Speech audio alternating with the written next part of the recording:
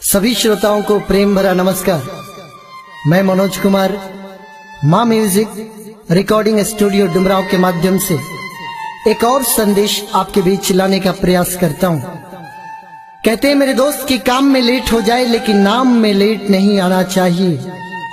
घर जो एक बार नाम के आगे लेट लग जाता है तो फिर जिंदगी में कुछ करने को बाकी नहीं होता। पूरी जिंदगी हम इंतजार करते हैं। यूं कहे तो हर बात पे इंतजार, हर समय पे इंतजार, हर मोड़ पे इंतजार। जिंदगी का हर एक जर्रा जर्रा हमसे इंतजार करवाता है।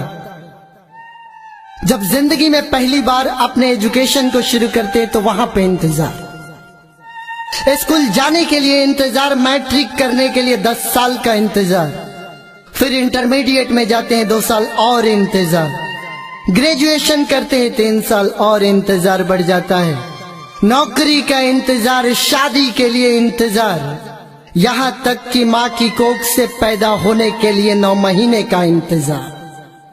लेकिन तब क्या हो जाता है?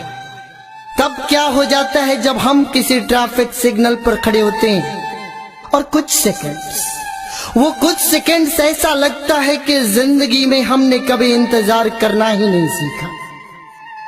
पीछे बाइक हमारी होती है, आगे ट्रक होता है, क्या जल्दबाजी है मेरे दोस्त। उस ट्रक को ओवरटेक करने में हम अपनी पूरी जिंदगी को ओवरटेक कर जाते हैं।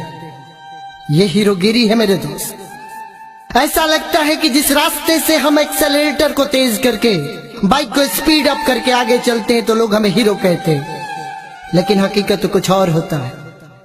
वो हर राह से गुजरने वाला राहगीर जिसकी नजर में आप अपने हीरो के इमेज को बनाने की कोशिश कर रहे हैं, वहां विलेन का इमेज आपका बनता है।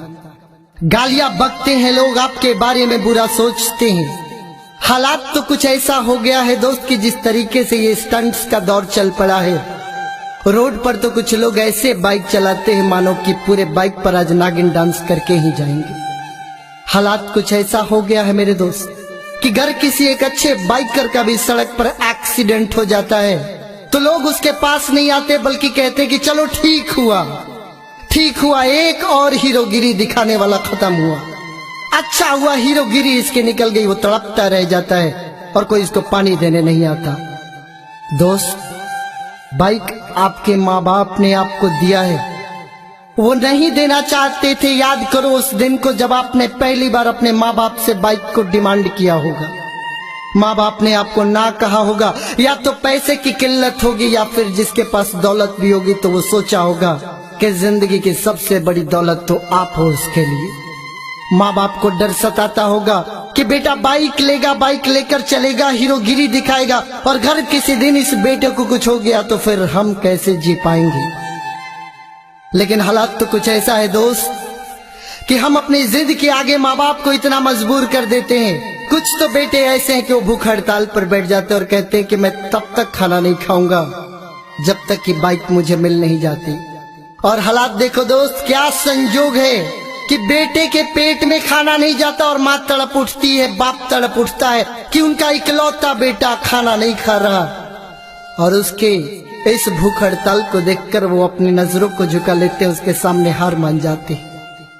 समस्या यही खत्म नहीं होती है दोस्त। कुछ बेटे तो ऐसे हैं जो एक बाइक की खातिर सुसाइड करने की धमकी देते और कहते हैं कि मैं अपनी जिंदगी को समाप्त कर लूंगा। अरे मेरे दोस्त, बड़ी कचोट लगती होगी उस माँ को जब अपने सामने अपने बेटे को जिंदगी समाप्त करता हुआ सुनती होगी।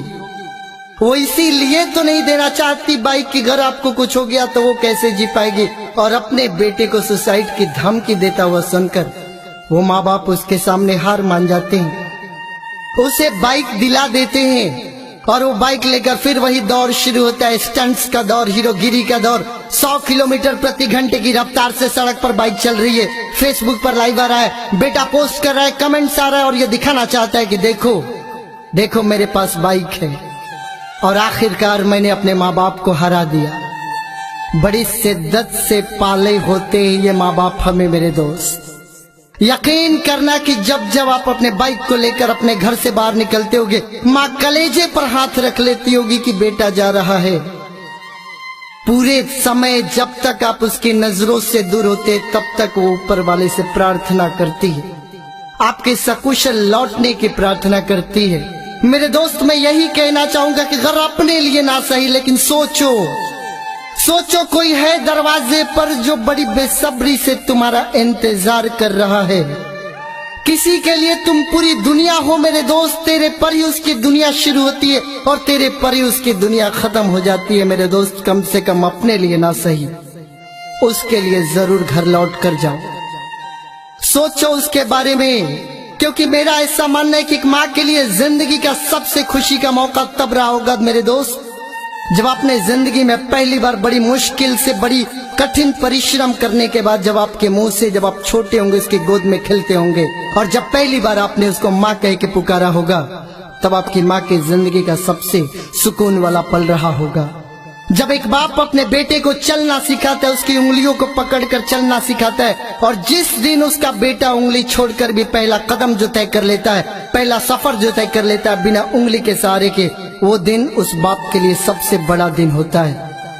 ये जिंदगी सिर्फ तेरी नहीं है मेरे दोस्त, कर्ज है तेरी जिंदगी पर तेरी माँ बाप का। बड़ी शिद्दत से पाला हुआ है उन्होंने तुझे। मेरे दोस्त, सुनने वाले से ये गुजारिश करता हूँ कि आप अपने जिंदगी का महत्व अपने माँ बाप के लिए समझने की कोशिश करो, और अगर आपका कोई दोस्त ऐसा करता है तो प्लीज उसको समझाओ। मैं उस दोस्त को कभी पसंद नहीं करता जो मेरे बाइक के पीछे बैठकर, और मार्केट में मैं चल रहा हूँ, भीड़ भाड़ वाले इलाके में चल रहा हूँ, और मेरा दोस्त मेरे से बार बार कहे कि मनोज तू और तेज चला, तू और तेज चला, मजा आ रहा है, मुझे और मजा आ रहा है। मैं उस दोस्त को कतई पसंद नहीं करता मेरे दोस्त। मैं उस दोस्त को पसंद करता हूँ जो मेरे पीछे बैठे और मेरे पीछे बैठकर जब मैं तेज चलाऊं तो मुझसे कहे कि नहीं मनोज तू तेज मत चला। इसलिए नहीं कि मुझे अपनी जिंदगी का डर है, बल्कि इसके लिए कि अगर तुझे कुछ हो गया तो फिर मैं कैसे जी पाऊंगा। मेरे दोस्त, इस घर जल्दी पहुंचने के चक्कर में कहीं ये घर हमेशा के लिए छूट न जाए, इसका ख्याल रखना। Thank you.